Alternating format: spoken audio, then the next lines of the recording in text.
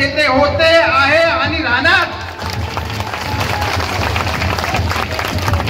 काल जेव्हा मी आपल्या सर्वांना निमंत्रण दिलं, आपल्या सर्वांना या रॅलीमध्ये येण्यासाठी निमंत्रण दिलं, त्या निमंत्रणावर दादारावजींचा फोटो होता आणि अनेक लोकांनी मला सांगितलं की तुम्ही चुकून दादारावजींचा फोटो टाकला का?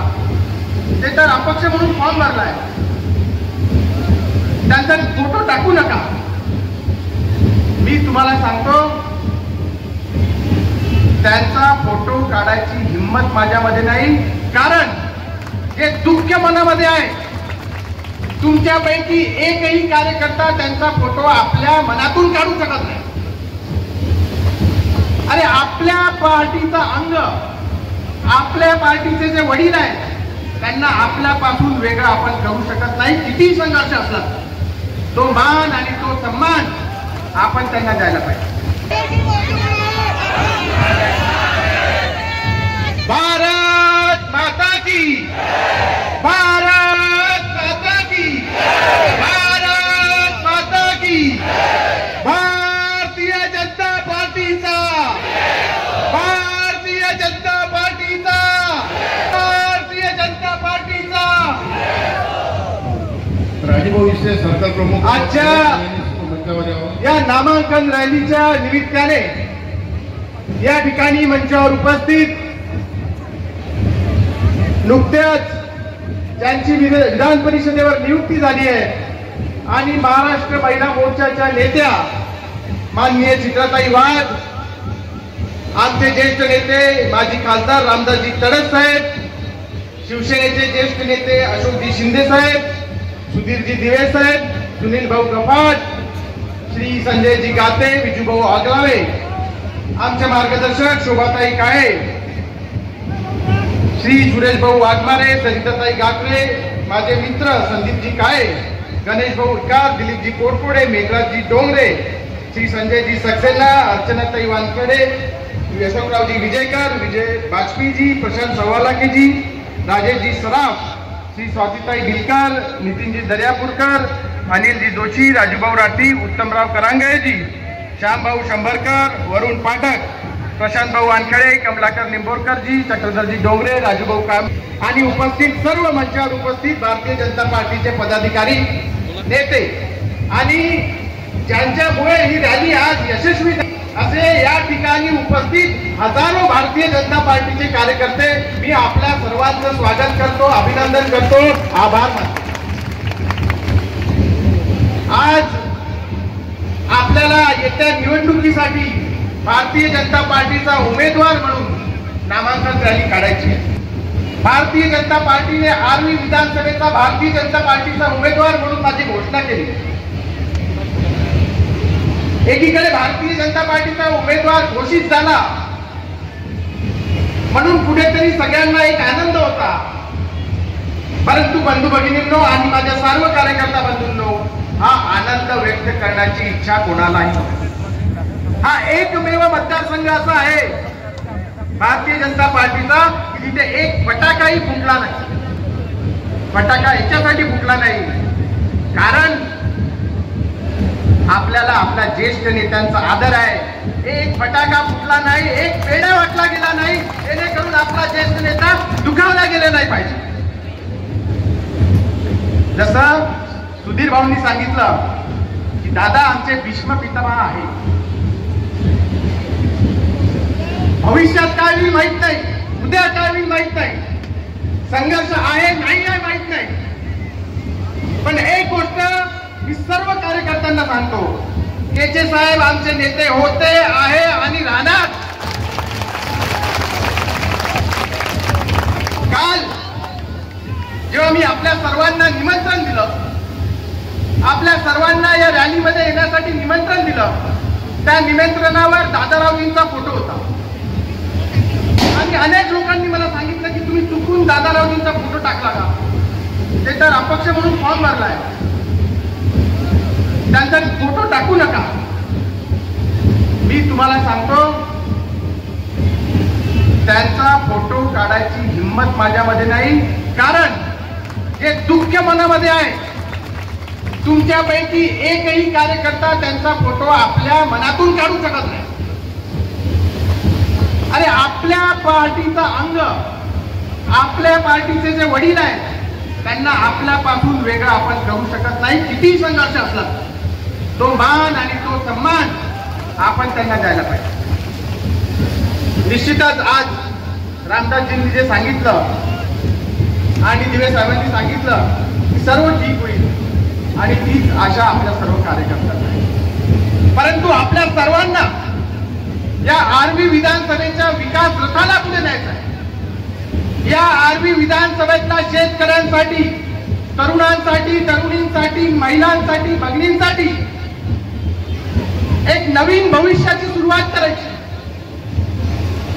आज जे विरोधी पक्षातले उमेदवार आहेत त्यांनी अनेक वर्ष सत्ता भोगली आहे. 40 वर्ष या मतदारसंघात सत्ता भोगणारे आहेत.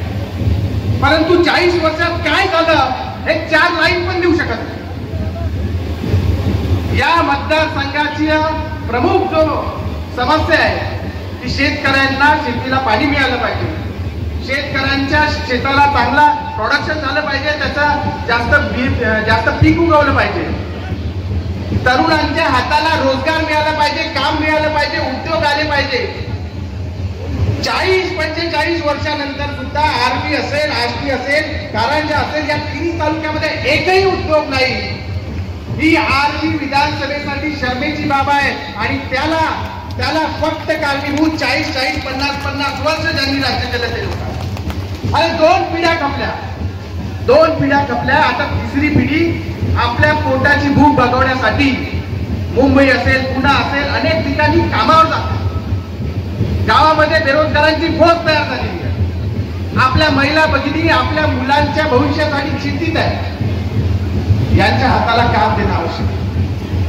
आपण पण पुढे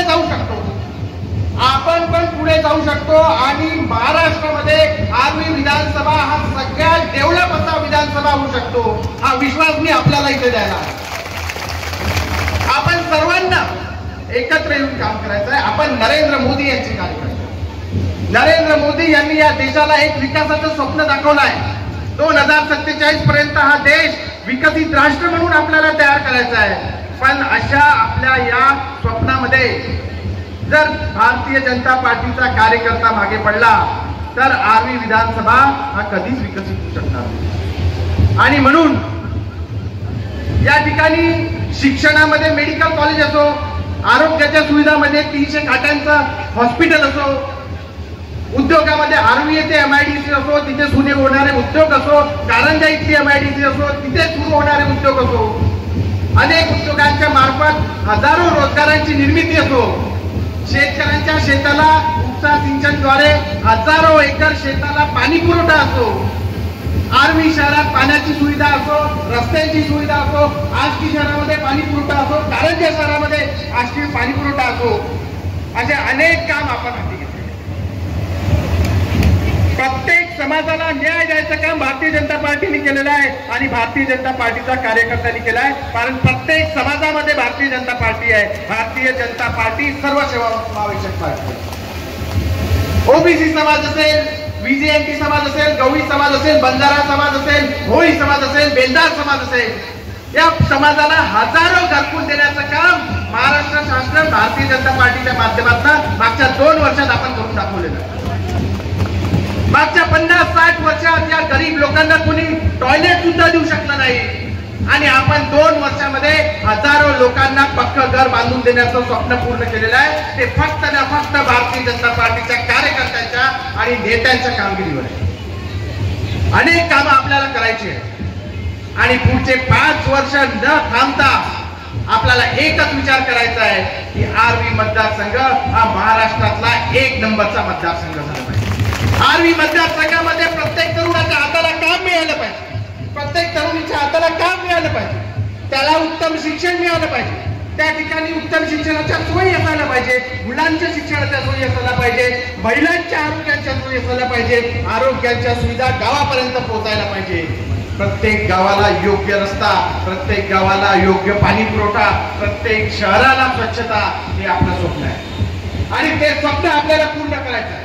इथला शेतकरी आपल्याला पश्चिम महाराष्ट्रासारखा संपन्न करायचा आहे. इथला शेतकरी जर संपन्न झाला तर हा मतदारसंघ संपन्न होणार आहे, हे आपण सर्वांनी लक्षात घेतलं पाहिजे. आणि म्हणून शासनाच्या ज्या अनेक योजना मागच्या काही वर्षामध्ये विशेषतः शिंदे साहेबांच्या नेतृत्वामधल्या महायुती सरकारच्या माध्यमातून मग ती लाडली बहीण योजना असो, महिलांसाठी विशेष योजना असो, शेतकऱ्यांसाठी वीज बिल माफीची योजना असो, या शेतकऱ्यांसाठी पीक विम्याची योजना असो, अशा अनेक योजना आपल्याला आता निवडणुकीच्या दरम्यान प्रत्येक घरापर्यंत पोहोचवायच्या आहेत. लाडकी बहीण योजनेच्या माध्यमातून 1500 रुपये दर महिन्याला आपल्या बहिणीच्या खात्यामध्ये देऊन एका अर्थाने तिचा हात बळकट करण्याचा, तिच्या कुटुंबाचा हात बळकट करण्याचा, तिच्या कुटुंबाची आर्थिक स्थिती सुधारण्याचं काम सरकारने केलेलं आहे.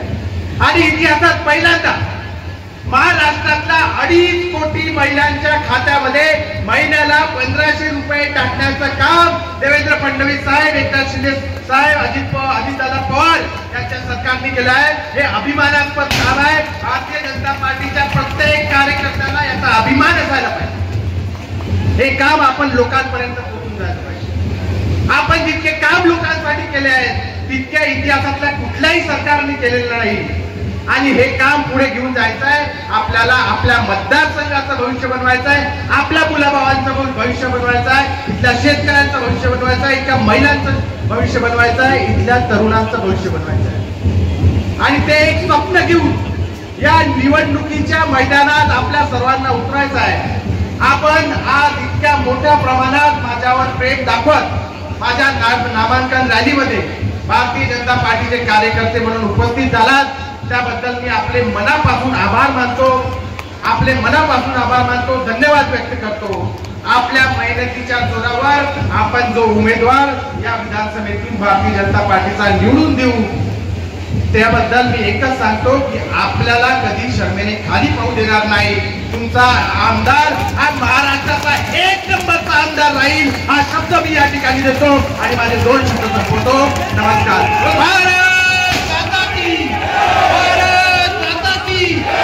भारतीय जनता पार्टीचा नमस्कार.